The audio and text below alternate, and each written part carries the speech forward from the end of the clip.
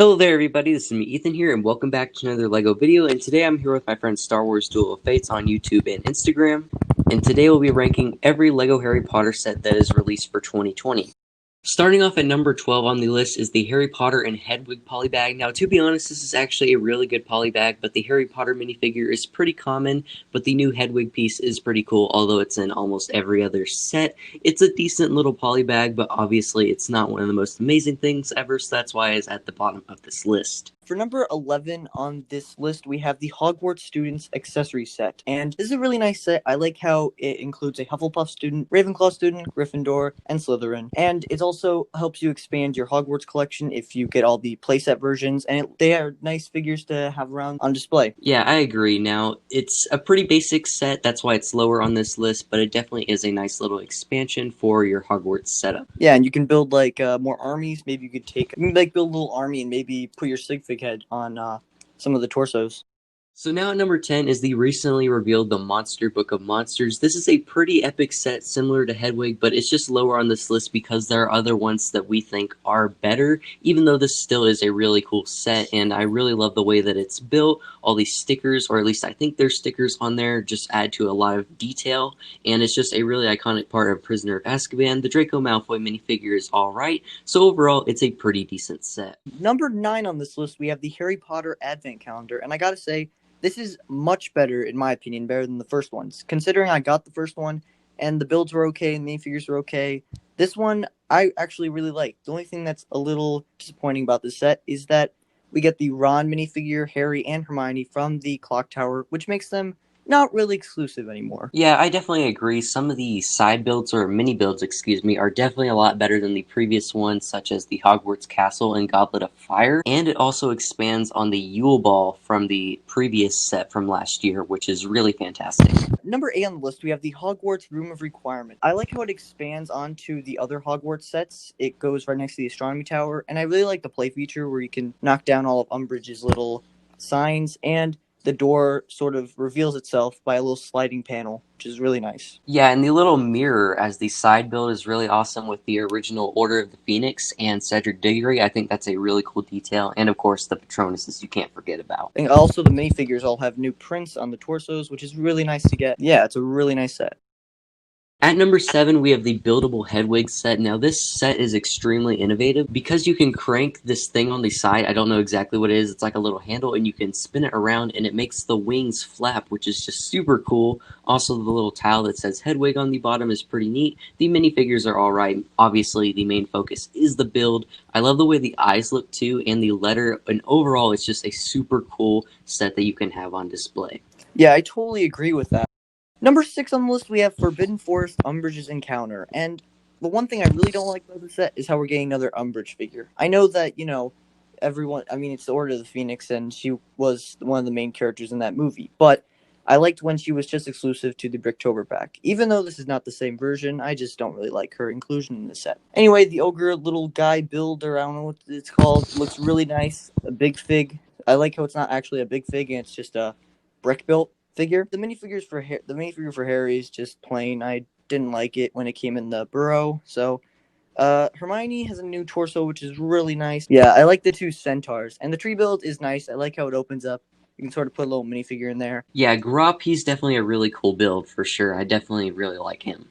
At number 5, we have 4 Privet Drive. Now, this house is extremely iconic from the Harry Potter franchise, so it makes sense that this is finally a LEGO set, and it finally got remade from the super old version, which is still really cool, but this one just does it so much better, in my opinion. We get Dobby, Harry, Ron, a little Privet Drive sign with an owl, which makes sense. You even got the cake that Dobby floats in the Chamber of Secrets. It's kind of a mix of the Prisoner of Azkaban and the Chamber of Secrets, just based on minifig accuracy and stuff like that.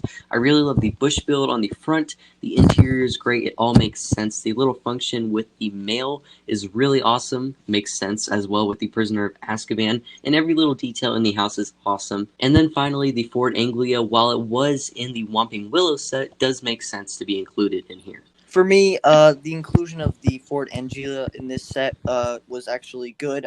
Now seeing the Whomping Willow set, it didn't really make that sense to include it into that set. They could have just waited until this one, but it is nice to look at them both and compare them, see how it's changed in, 2 years? And for number 4, we have the Harry Potter Series 2 CMF. And this is one of my absolute favorite CMFs of all time. It also includes Ron Weasley, which is one of my favorite minifigures of all time. I'm not just saying that because he's mostly my Sig Figs parts, but, he's just a great figure. We have 16 minifigures, and they're all amazing. I'm just going to list them off really quick. We got Harry with a really nice jacket and the Half-Blood Prince book. We have Dumbledore with a Phoenix Fox, Hermione with a Butterbeer cup, Ron with a Butterbeer cup, Luna with her lion hat. What's the gremlin's name? I forgot. Yeah, okay. Griphook with the Sword of Gryffindor. Lily Potter with little baby Harry. James Potter with a picture and a red scarf. Kingsley with the one piece in dark brown. Ginny with a new hairpiece mold and the new little glass mold. Fred and George with their awesome figures, and sometimes I get them mixed up.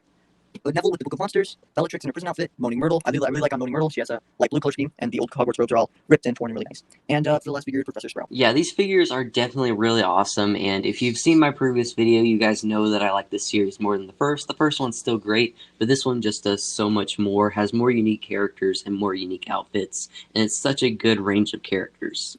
At number 3, we have the Hogwarts Astronomy Tower. This is the largest and tallest Hogwarts expansion yet, and I have to say it looks absolutely fantastic. While this scene is kind of dark if you've watched the Harry Potter franchise, it's still a really fantastic build, and the greenhouse is also a nice addition, and even Professor Slughorn's office and his classroom is really cool, and the minifigures are great and detailed. Aside from that lavender brown, that's probably my least favorite minifigure, just because it uses the ray head, but other than that, this is a fantastic Harry Potter set. At number 2 on the list, we have Attack on the Burrow, which, in my opinion, is one of the greatest LEGO Harry Potter sets of all time. The structure of the actual set is really just amazing. I love how tall it is, and I love the leaning aspect it has to it. The minifigures, on the other hand, are okay. I really like Bellatrix and the Fenrir Greyback, but the other ones are just kind of plain. Other than Molly Weasley and Arthur, the other ones are kind of plain. The actual interior opens up from both sides, which is really nice, and there's a lot of room for playability. And like I said, it tilts, which some people would think is a big problem, but no, it doesn't fall off. It literally just stays in place. Yeah, I definitely agree. This is such a fantastic set. Even if you disagree with the minifigure part, I know they're kind of lackluster with this set, but the overall build is just so good in my opinion. So finally, at number 1, we have the Diagon Alley set. And if you didn't think this was going to be in first place, what are you doing? This is obviously the first place set. It's one of the best LEGO sets of this year, easily. Diagon Alley is such an icon from the Harry Potter movie franchise that it just needed to be remade as a LEGO set. The previous one was awesome. It had Gringotts. This one is missing Gringotts. I think that's the only thing that's missing in this set. But other than that, the Ollivanders, the Quality Quidditch, Daily Prophet, all of it, especially the Weasley's Wizard Wheezes, it's just an overall splendid set. So many good little details, so many good minifigures, and overall it's just a really good Harry Potter set. One of the best. This set is fantastic. I love the aspects of how they all look like modular and how they all fit in, and all the different places you can put them together and like move them around. The only thing I don't like is, of course, they're missing Gringotts, but what are you gonna do? This set definitely is better than the old one. I remember the old one was a dream set of mine, and finally with it being, released again, but updated, is just a dream come true. It's such an amazing set. The minifigures are great also. I love it. So there you guys have it. There was me and Star Wars Duel of Fates ranking of every LEGO Harry Potter 2020 set. Now, we don't know if there's going to be any other Harry Potter sets for this year. We're pretty sure this is it, but these are all really awesome sets. What do you guys think about these sets, and which ones are your favorite? I would love to know in the comment section down below, and I would like to thank you, Star Wars Duel of Fates, for doing this collaboration with me. Yeah, no problem. This was really fun. We'll do this again sometime. Definitely. So I'd like to thank you all so very much for watching. Please be sure to like, comment, and subscribe, and as always, we'll see you in the next one. Bye, and have a great day.